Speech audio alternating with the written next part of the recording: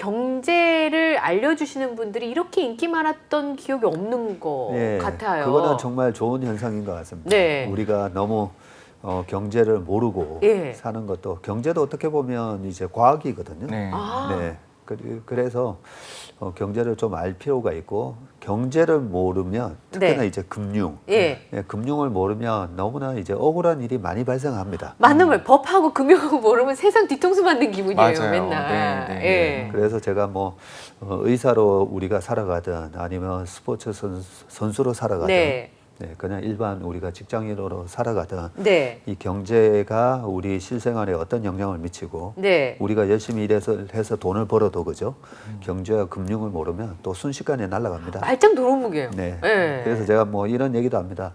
2차 세계대전 이후로 세계 3차 대전이 안 일어나잖아요.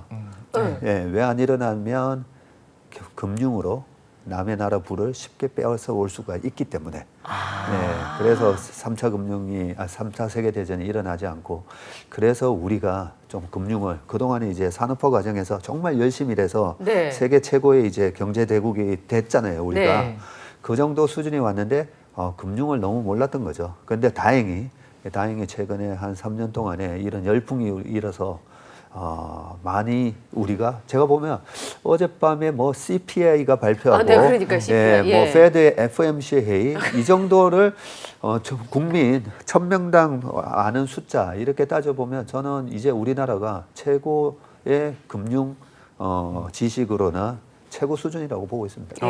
대한민국 국민들이 학습력이 진짜 좋은 게 같이 있을 때 잘 몰라요. 그런데 다른 나라 가보면 우리나라 사람들처럼 저렇게 학습을 열심히 하는 사람들이 없는 것 같다는. 그러니까요. 미국 기회가. 국민의 절반은 지금 연준 의장 이름도 아마 잘 모를 겁니다. 실제로 그럴 거고요. 뭐 그렇기 때문에 우리나라 사람들이 정말 대단하다라는 생각이고.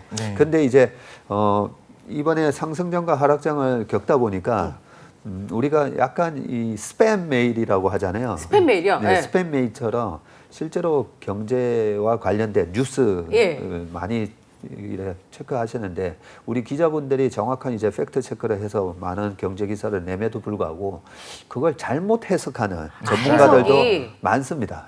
전문가들 잘못 해석한다고 대표님? 전문가들도 잘못 해석하는 경우가 많다는 거죠. 그러면 어떤 기자들의 팩트 자체는 맞는데 그건 항상 해석이 필요한데 왜냐하면 숫자는 중립적이지만 상황은 중립적이지 않으니까. 그게 세상을 바라보는 이제 프레임의 차이일 수도 있고요. 금융의 투자의 이제 본질에 대한 부분을 좀 간과하고 너무 이제 지엽적인 거 그런 거에 너무 우리가 치중하다 보면 큰 본질을 이제 우리가 까먹을 수가 있는데 그 예를 하나 들으면 이제 인플레이션이 지금 요즘 제일 걱정이잖아요. 맞아요. 인플레이션이 걱정인데 인플레이션 때문에 기업들의 주가도 많이 빠졌어요. 예를 들면 이제 샤넬, 에르메스 이런 백들 세일 안 하죠. 안 하죠. 안 하는데 올리기만 하던데요. 그렇죠. 그러면 루이비통 가방을 만드는 LVMH라는 주가도 최근에 보면 이제 30% 이상 빠졌어요. 그래요? 많이 빠졌어요. 뭐 애플 주식, 뭐 테슬라 주식 50% 이상 빠졌죠. 자, 그러면 우리가 한번 생각해 보면 인플레이션을 보면서 계속 가격을 올렸어요. 샤넬 가방도 1년에 4번이나 올렸다고 합니다. 분노합니다, 제가. 2019년도에 600만 원 정도가 지금 뭐 1200만 원 됐다고 할 정도로. 맞아요. 자, 그러면 가격이 올라간 거 인플레이션을 다 해치할 정도로 인플레이션보다 더 가격을 올려버리잖아요. 그렇죠. 더 올렸는데 그러면 원래 우리가 경제학 뭐 고등학교, 중학교에 배우는 경제학 논리로 보면 가격이 올라가면 어떻게 되죠? 수요가 떨어지면서 그렇죠? 가격이 올라가면 수요가 떨어진다라고 알고 배웠잖아요. 있잖아요. 그렇게 배웠잖아요. 그 조절이 돼야 되죠. 그런데 우리가 쓰는 어떤 필수 소비재에 가까운 것들 라면 가격도 계속 오르기만 했어요. 떨어지진 않죠. 떨어지진 않죠. 양이 조금 주나. 짜장면 가격, 택시 가격, 버스비 다 오르기만 했어요. 맞습니다. 그런데 P는 올라갔는데 Q가 그러면 줄었느냐? 안 준다는 거죠. 그렇죠. 그러면 필수 소비재니까. LVMH 같은 주가가 이제 30% 이상 빠졌는데 그러면 이제 백화점 앞에 줄 서 있다. 그 명품 오픈런 하시려고 줄 서 있던 사람들이 이제 가격을 올렸으니까 줄었나 봤더니 여전히 줄은 하나도 안 줄었어요. 안 줄었을걸요? 그죠? 그러면 P는 올라갔어요. 가격을 올려서. 근데 Q는 줄지 않아요. 네. 만드는 쪽쪽 다 팔린다는 거잖아요. 순이익이 많이 올라요. 그러면 매출하고 이익 같이 올라가겠죠. 네. 근데 주가는 빠져요. 왜요? 왜냐하면 인플레이션 공포 때문에. 아, 공포 때문에. 여기서도 아마 많이 다뤘을 거예요. 네, 네. 예, 지금처럼 페드가 금리를 올리면 CPI가 물가가 뭐 3, 40년 만에 그 공포 때문에 사람들은 그렇게 명품 잘 가방을 팔려도. 만드는 잘 팔리는 그런 제품을 만드는 기업들의 주식을 팔아요. 아, 예, 그게 네. 우리가 잘못 알고 있고 또 팔아라고 얘기하는 전문가들도 있다는 거죠. 아, 인플레이션 때문에. 예, 지금 30% 이상이나 빠져 있는 이 주식을 네. 지금이라도 팔아서 현금화 시켜야 된다. 네. 이런 식으로 잘못 해석을 하는 경우도 많다는 거죠. 여기 되게 중요한 말씀하셨네요. 사실 회사 아, 이름이 이덕실 씨 중요한 건 잠깐만. 아니지만. 네. 여기 어떻게 칸막이 하나만 쳐주시면 안 돼요? 지금 대표님이 한 번 답하셨는데 벌써 반했어. 이덕실 씨 표정이 집착하기 시작하는 것 같은데. 그러니까요. 아니 네. 어디서 들어보지 못했던 이야기라서. 그니까요. 네. 그러니까 우리가 지금 너무 지역적인 걸 본 거죠. 말하자면 네. 지금 지금 상황이 이렇게 돌아가니까 우리가 갖고 있는 주식을 좀 팔 때입니다라고 하다 보니까 사실 다른 지표들을 본다든가 우리가 시장 상황을 딱 보면 알 수 있는 여러 가지가 있는데 여기는 팔 게 아닌데 지금 상황에서는 그럼에도 불구하고 어떤 전문가분들이 하나하나의 디테일을 따지기보다는 그냥 전체적으로 퉁쳐서 이야기를 하다 보니까 잘못된 해석을 하기도 한다. 네, 그 부분에 조금 이제 더 부연 설명을 해드리면 네. 카이스트 나오셨으니까 제가 말씀드리는 건데요. 과학으로 하면 최고의 우리 역사상 네. 과학하면 아마 아인슈타인과 아이작 뉴턴이 네, 되시겠죠. 네, 네. 근데 이 두 분이 주식으로 다 실패하신 분들이에요. 네. 제가 보면 두 분 다 IQ가 200이 넘을 것 같은데요. 네. 네, 그러면 이 두 분은 왜 실패를 했을까? 왜 실패했어요? 네. 뉴스는 경제다인데 네. 경제는 또 한마디로 심리다라는 얘기가 있죠. 네. 네. 결국은 심리 아이작 뉴턴이 얘기했던 것처럼 천상의 별들이 어떻게 움직이는지는 나는 계산이 다 가능한데 네. 도대체 사람 마음을 모르겠다는 거죠. 인간의 광기를 모르겠다. 네. 근데 거기서 저는 딱 보면서 아니 인간의 광기에 휩쓸려서 아이작 뉴턴은 왜 사우스시 주식을 그 고점에 샀을까? 자기의 심리도 몰랐던 거예요. 대표님을 못 만난다. 예. 왜 인간 탓하냐? 자기도 몰랐으면서 네. 그때 자기 자신도 몰랐으면서. 네. 그래서 아이고, 예. 경제는 심리다는 거죠. 그 심리 때문에 우리가 비이성적인 행동을 많이 한다는 거죠. 네. 아, 비이성적인 네. 행동. 그 부분을 짚어낸 사람이 누구냐면 바로 이제 우리가 잘 알고 있는 케인즈. 네. 케인즈가 이제 유명한 책을 발간을 하면서 대공황 이후에 네. 그것도 1936년에 네. 그 일반 이론을 출간을 하면서 그게 이제 적혀 있어요. 왜 사람들은 고전학파 경제학자들이 얘기하는 것처럼 합리적인 행동을 한다고 우리는 알고 있잖아요. 아까 그 명품 그 가방처럼요. 네, 보이지 않는 손이 작용을 해서 네. 잘 될 합리적으로 거다. 될 거기 때문에 정부가 개입하지 말고 그냥 냅두면 돼. 어. 이게 고전학파의 네. 원리였는데 가만 보니까 케인즈가 보니까 사람이 비이성적인 행동을 한다는 거죠. 많이 하는 것 같아요. 많이 하죠. 저를 보면 많이 하는 것 같아요. 네. 비이성적인 행동을. 그래서 이 비이성적인 행동을 정부가 조절해 줘야 된다는 게 케인즈 학파가 지금까지 하는 거예요. 네. 네, 그래서 약간 결론적인 얘기 하나 말씀드리면 케인즈 학파 이후로 정부가 개입을 많이 합니다. 중앙은행이 개입을 많이 해요. 아, 지금 패드가 하는 것도 하는 개입하는 거죠. 예, 네. 정부가 만약에 이번에 페드가 개입을 안 했으면 어떤 일이 발생하냐면요. 네. 코로나 2년 동안에 되게 답답했잖아요. 네. 예, 그런데 전쟁까지 터졌어요. 네. 전쟁 터지면서 원자재 가격은 올라갔어요. 네. 맞죠. 그 리오프닝이 뭐 우리가 뉴스에서 최근에 네. 알 수 있습니다. 그죠? 예. 보면 많이들 나오고 많이들 몰려다니고 하잖아요. 네. 그런 현상이 합쳐지면 물가가 폭등하겠죠. 그걸 막기 위해서 페드가 지금 저렇게 공격적으로 물가가 폭등. 물가를 잡으려고 하는 거고요. 네. 네. 그런 조치가 있었기 때문에 물가가 폭등을 안 하고 그나마. 물가 폭등 이후에 올 엄청난 경기 침체를 방지를 하는 겁니다. 그죠? 네. 그런 이제 역할로 우리가 경제를 이제 좀 해석을 하면서 네. 알아보시면 될 것 같습니다. 예. 너무 재밌네요. 네네. 예. 사실 제 주식 장고를 들여다보면 재미가 없어요. 그럼에도 경제 얘기 하고 불구하고. 싶지 않아요. 예, 그런데 이게 제일 나쁜 거잖아요. 네. 그러니까 들여다보지도 않고 그냥 치워놓고 이렇게 모르는 척하고 있는. 네. 근데 지금 대표님 말씀하신 것처럼 그렇게 찬찬히 들여다보면 또 재밌을 수 있겠다는 생각이 좀 사람들이 들어요. 광기에 이렇게 휩쓸려서 그러니까요. 이렇게 네. 움직이다 보니까 이걸 막기 위한 정부의 개입이 필수적이었고 최근에 계속적으로 소비자 물가 지수가 이렇게 높게 나올 수밖에 없는 것도 네. 그나마 굉장히 많이 억제하고 있는 그렇죠. 거다라는 설명을 해주셨는데요. 그런데 이번에 이제 미국의 10월 소비자 물가 지수 CPI가 이제 7.7%가 발표 결과가 나왔는데 오히려 이거에 막 환호하고 이번에 아까, 좀 예. 좋은 결과 나왔다고 네. 저희가 앞부분에서 좀 이게 말씀을 드렸거든요. 갑자기 이제 뭐 나스닥이 뛰기도 하고 예. 생각보다 10대 맞을 줄 알았는데 8대밖에 안 맞아서 좀 전에 기분이 계신 분이 좋아졌다. 그렇게 얘기했죠. 그렇죠. 비율을 이렇게 들었었는데 12월에 이제 그럼 기준금리 상승 폭에 대해서 또 어떻게 가늠해 볼 수가 있을까요? 네, 그 이과적인 면도 굉장히 많고요. 네. 주식시장은 다모다란 교수가 이렇게 책을 적었죠. 내러티브 앤 넘버스라고 그죠? 예, 내러티브 스토리도 중요하고요. 네. 그리고 넘버도 중요합니다. 근데 이 두 가지 중에 하나가 결핍이 되면 네. 예, 그거는 우리가 쫓아가면 안 돼요. 예, 항상 이제 내러티브와 넘버를 같이 체크를 해야 되는데, 자 물가 이제 12월 달에 물가를 말씀해 주셨는데, 자 물가가 많이 올랐어요. 작년 10월 달부터 물가가 좀 더 가파르게 튀기 시작했었습니다. 그러면 작년 10월 달 대비해서 YOY 전년 동월 대비 네. 물가 지수가 지금 계속 나오는 거잖아요. 네.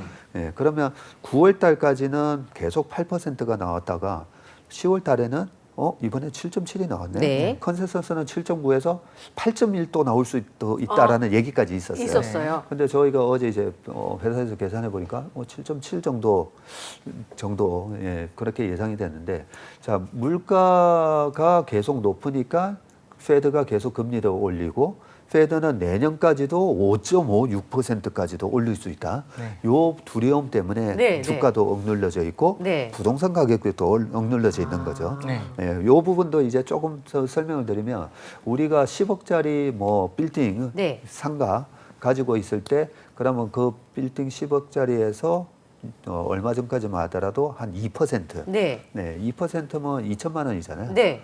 예, 2천만 원의 월세가 나오는 거라. 네. 근데 2년 전에는 금리가 1%였어요. 네.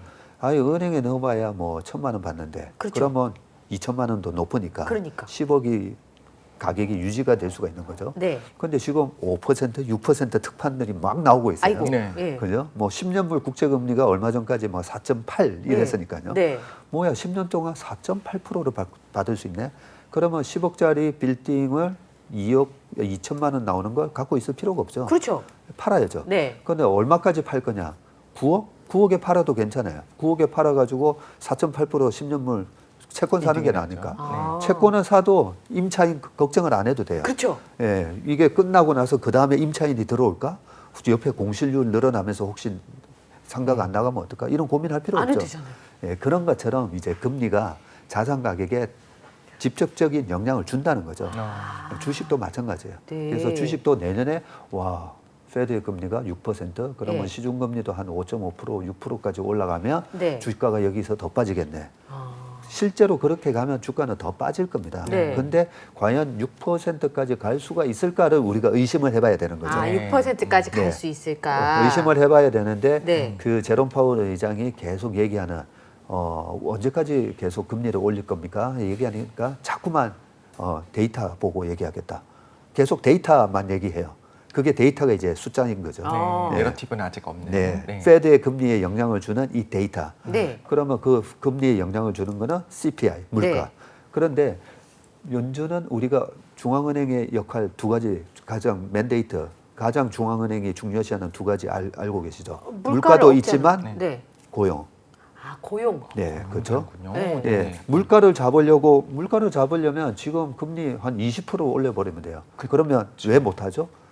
고용. 고용이 네. 경기가 네. 망가지면서 실업자가 확 늘어나 버리면 네. 경제가 망가지니까. 네. 그렇죠. 그래서 페드도 이 두 가지를 다 본다는 거죠. 우리는 CPI만 본다라고 지금 우리가 착각할 수가 있는데 네. 예.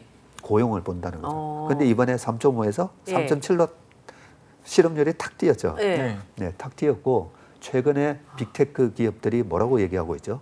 작년 1년 전하고 완전히 다르죠. 작년 1년 전에는 계속 사람 뽑기 바빴죠. 네, 그 없어가지고 네, 사람이. 없어가지고 네. 막 프로그래머부터 시작해가지고 네. 막 뽑다가 트위트 인수하자마자 절반 50%. 맞아요. 네. 네. 저커버그 내가 좀 잘못 생각한 것 같아. 13% 줄여야 될 것 같습니다. 네, 마이크로소프트 5천 명 줄인다. 계속 줄인다예요. 그죠? 그러면 페드가 봤을 때는 야 이러다가 실업률이 올라가면서 경기가 망가지는 거 아닌가?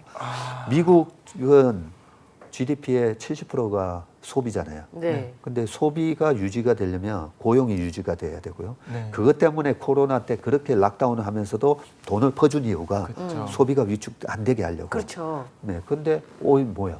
빅테크 기업들조차도 빅테크 기업이 뭡니까? 말 그대로 빅이에요. 정말 체력이 강고 돈이 많은 기업들이에요. 오. 네. 그런 기업들보다부터 사람을 줄인다고 하니까 중소기업은 오죽하겠어요. 그러면 페드가 야 이렇게 내년에 5.5, 6% 큰일 올리면 난다. 큰일 나는 거죠. 네. 그래서 페드의 제롬 파월 의장은 힌트를 안 주지만 네. 언제까지 올리고 우리는 멈출 겁니다 얘기는 안 하지만 데이터.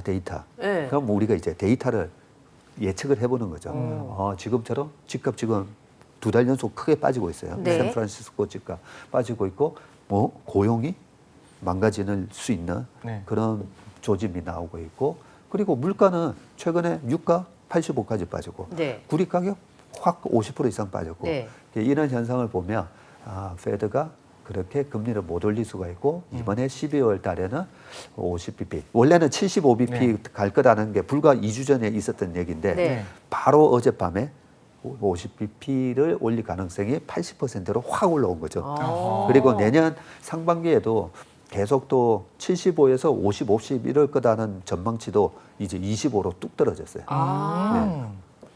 그런 식으로 우리가 숫자, 내러티브와 숫자를 계속 남들보다 대중들이 아이작 뉴턴조차도 막 휩쓸려 다니던 네. 그 내러티브에 숫자적으로 냉정하게 따져볼 필요가 있는 거죠. 네. 지금 말씀하신 그런 내용들이 보고서로 이제 공개가 다 되고 있나요? 왜냐하면 이런 내용까지는 못 들었던 것 같아요. 좀 단편적인 걸 갖고 이야기하는 건 들었었는데 이 복합적인 게 다 종합적으로 들어가 있는 보고는 본 없죠. 적이 없었던 것 같아요. 왜냐하면 숫자 단발단발은 다 팩트니까 발표가 됐을 거예요. 그쵸. 지금 말씀하신 뭐 주택 판매율이나 아니면 소비자 물가지수나 이런 건 다 단편적으로 나왔지만 그 과학자들도 가설을 세울 때 여러 가지 데이터를 놓고 이렇게 조합을 하잖아요. 네네. 퍼즐을 하는 것처럼. 그러니까 대표님 분이 이렇게 해석을 하는 요 데이터를 그래서 그게 내러티브 아니에요? 그리고 그게 오롯이 나의 어떻게 보면 자산이고 나의 능력인 그렇죠. 거구나. 네. 그렇죠. 그래서 네. 지금 중요한 부분을 얘기해 주셨는데 우리가 후행적으로 나오는 데이터들이잖아요. 네. 고용이라든지 네. 지나고 나니까 이렇게 발표되는 거잖아요. 네. 네네. 지나고 난 데이터 숫자를 보고는 주식을 투자해서 절대 돈을 못 법니다. 왜냐하면 주식은 선행지표니까. 그렇죠. 그죠? 어떤 숫자가 나올지를 우리가 예측을 하면서 해야 되는데 예측을 하면서. 그 예측이 그렇게 어려운 건 아니에요, 솔직히. 네? 네, 그렇게 어려운 건 아니기 때문에 우리가 그런 숫자에 대해서 조금만 관심을 갖고 네. 이렇게 경제 뉴스 계속 보다 보면 과거에 81년, 82년 그때도 물가가 되게 높았었는데 경기 침체가 오니까 금리가 떨어지고 금리가 떨어지니까 결국은 페드도 정책 금리를 낮추고 금리를 낮췄더니 경기 침체가 왔는데도 주가는 올라가네. 네. 그냥 과거의 경제 사례를 꼼꼼하게 이제 체크를 해보다 보면 그 숫자가 옛날에 이랬었구나. 그래서 마크 트웨인이 그런 얘기를 했잖아요. 역사는 그대로 반복되진 않는데 네. 라임이 있다고요. 그 그 비슷한 라임이 있다. 있다는 거죠. 예. 그거 계속 틀린 좀 거네요. 말씀하시는 그 내러티브랑 같이 가는 네. 이야기가 있어서 뉴턴 딱 기다려라. 이제 우리가 뉴턴을 이길 수 있는 기회가 드디어 온 것 같습니다. 그렇게 큰 소리 친다고요? 네. 왜냐하면 지금 그 제가 대표님 얘기를 들고 판도라 상자 생각났어요. 판도라 상자 맨 밑바닥에 희망이라는 녀석이 마지막에 있었던 거잖아요. 네. 그러니까 저희가 계속 막 어떻게 보면 몰라서 겁을 들인 거지. 우리 시청자분들 어떻게 해요? 막 인플레이션 오니까 제가 막 진행자가 하는 얘기는 마음이라도 부자로 살아야 돼요. 이런 그렇죠. 얘기 하고 네. 있었는데 대표님 말씀하시는 얘기를 딱 듣다 보니까 판도라 상자 밑에 있는 희망이라는 녀석처럼 지금 다 어렵다. 글로벌 긴축으로 간다. 이런 상황일 때 이게 연준이 만들어준 기회다. 이런 말씀을 하셨다는데 맞습니까? 네, 맞습니다. 우리가 코로나 때 그때도 많은 비관론자 분들은 경제가 망가졌기 때문에 지금은 주식이 안 되고 한 번 더 빠질 수가 있고 네. 비슷한 얘기를 많이 했잖아요. 자, 그런데 지나고 나니까 작년에 주가가 엄청나게 폭등을 했고 네. 다들 그런 얘기를 합니다. 아, 코로나 같은 기회가 한 번 더 오면 나는 그때는 정말 액션을 해야지. 그러면 제가 물어봅니다. 지금 그때 코로나 때랑 비슷한 상황이 주가 많이 빠졌잖아요. 많이 빠졌죠. 네, 삼성전자 뭐 5만 원대까지 갔고, 네. 예, 그리고 뭐 월트 디즈니 코로나 주가까지 왔어요. 38불 5까지 빠졌었는데 지금 38불이에요. 그런데 그래요? 월트 디즈니를 사야 된다는 얘기는 아닙니다. 네네. 예, 구조적 문제가 있기 때문에 그래서 우리가 실제로 그런 코로나 상황처럼 이 코로나 상황이 뭐냐면 내재 가치 대비 주가가 현저하게 떨어졌을 떨어질 때, 때. 그랬을 때 내가 액션을 취할 수 있냐? 못 취합니다. 네. 불안해서도 무서워요. 있고 불안해서. 나도 돈도 없고 네. 아 돈도 없기도 하고 무서워요. 무섭죠 일단. 네. 그 방금 좋은 얘기 해주셨는데요. 돈도 없고 자금 관리가 안 됐다는 얘기잖아요. 네. 예. 자금 관리가 안 된 사람한테는 위기가 기회가 되지는 않습니다. 아. 그래서 우리가 두 가지를 알아야 돼요. 이 위기가 또 기회가 되는지에 대한 부분을 정확히 알아야 되고 네. 두 번째는 항상 위기를 대비해서 자금 관리를 해야 된다. 네. 이게 이제 투자의 본질이라고 생각하시면 됩니다. 그렇군요. 예. 네.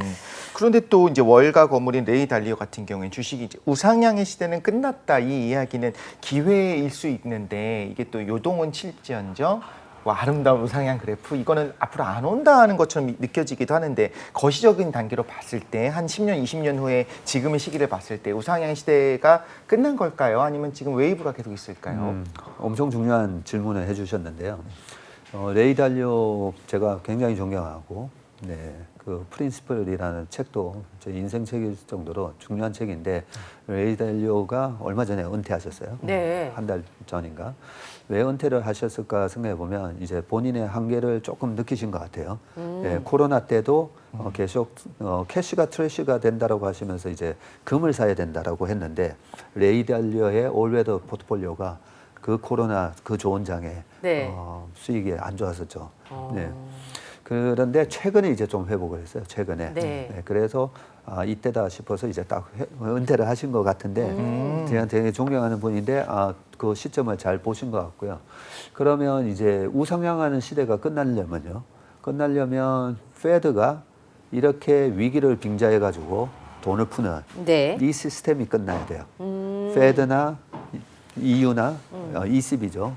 유럽 센트럴 뱅크나 그리고 이제 기축통화의 지위를 갖고 있는 나라들, 네. 엔화나 그리고 최근에는 위안화마저도 이제 기축통화 지위를 만들려고 하고 있습니다. 네.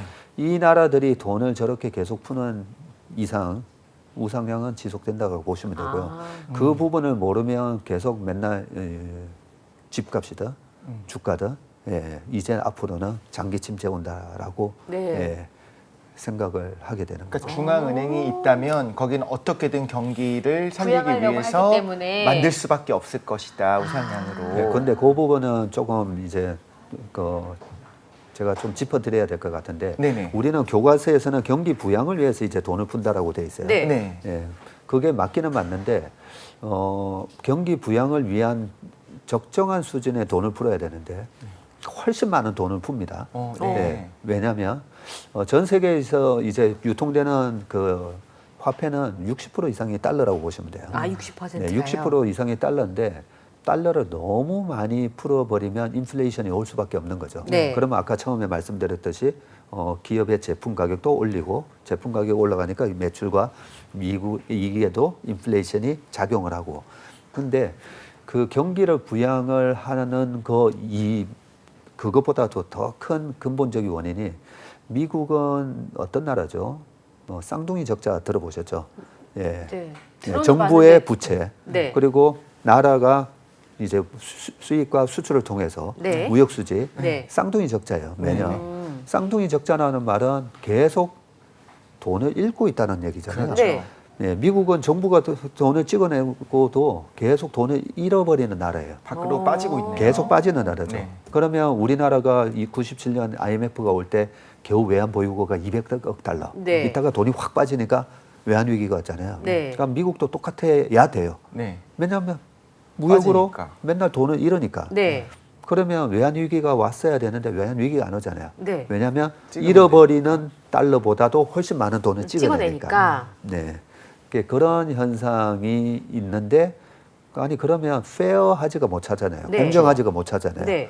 네, 그런 것 때문에 이제 다른 나라들이 미국의 채권을 갖고 있는데 돈을 저렇게 찍어내면 돈의 가치가 떨어지고 네. 돈을 빌려줬어요. 네. 제가 돈을 100만 원 빌려줬는데 네. 10년 뒤에 100만 원 갚을게. 안 그러면 되죠. 안 되죠. 그럼요. 예. 물가 상승률이랑 물가 뭐 이거저거 상승률이잖아요. 고려해서 200, 300 정도는 주시고. 그렇죠. 예. 본인 돈인데 이렇게 흥분하세요. 네. 네. 마찬가지로 우리는 순채권 국가고요. 네. 일본, 중국, 한국, 러시아 전부 다 이제 미국의 채권을 들고 있는데 네. 아니, 뭐야 돈의 가치를 너네 자꾸 떨어뜨리는 그러니까요. 수준으로 돈 풀면 안 돼.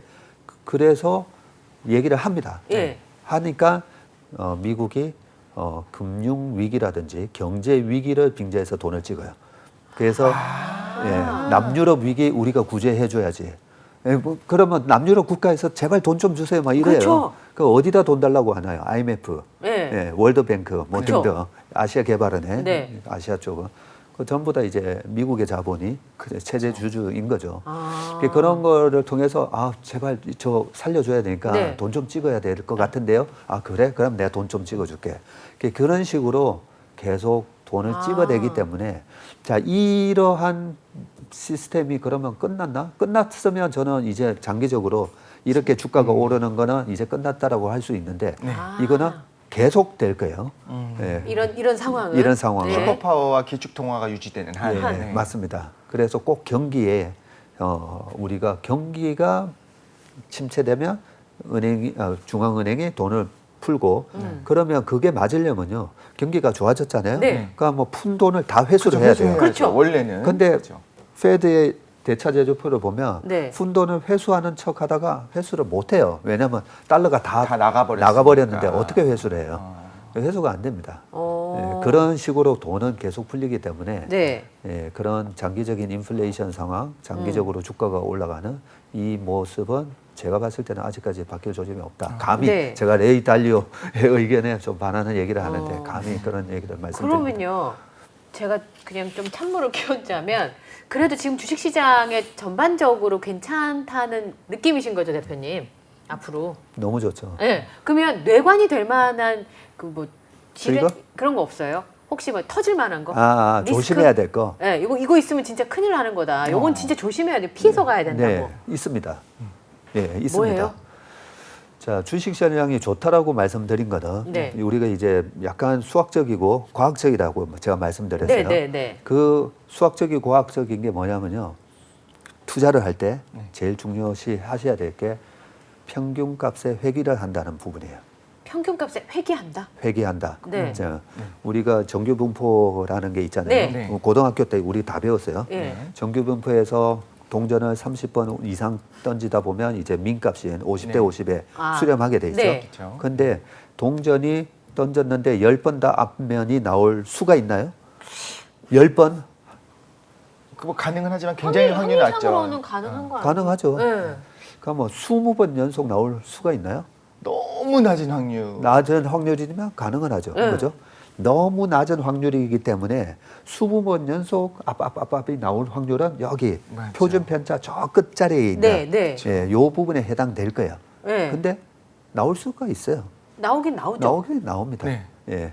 그런데 우리가 평균적으로 보면 결국 수렴하잖아요. 아, 큰 네. 수렴합니다. 수렴이죠. 자, 그러면 지금 여러 가지 노이즈가 많습니다.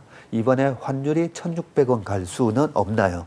그죠? 네. 네, 무슨 금융위기 상황이 오면, 금융위기 상황이 오면 1,600원 갈 수 있겠죠. 네. 예, 그러면 금융위기 상황인가라고 보면 아니잖아요. 예, 우리나라 수출 기업들 과거 IMF 때보다 훨씬 더 강해졌고, 그죠? 네, 그렇죠. 채권국이고 우리가. 네. 자, 그러면 1,600원을 갈 거냐, 아니면 환율이 다시 평균가, 20년 평균가 1,130원에 수렴할 거냐. 예, 그런 거에 있어서 우리가 평균으로 회귀하는 거에 우리가 투자 의사결정을 하는 게 훨씬 유리하다는 거죠. 아. 예, 근데 여기서 1,600원 간 적은 97년, 98년밖에 없는데. 네. 근데 이제 그 상황을 가정하면서 아니야. 앞이 20번 나올 수 있을 거야. 확률이 있어. 요런 얘기가 우리의 공포감을 자극시키기 때문에 쏠깃하긴 해요.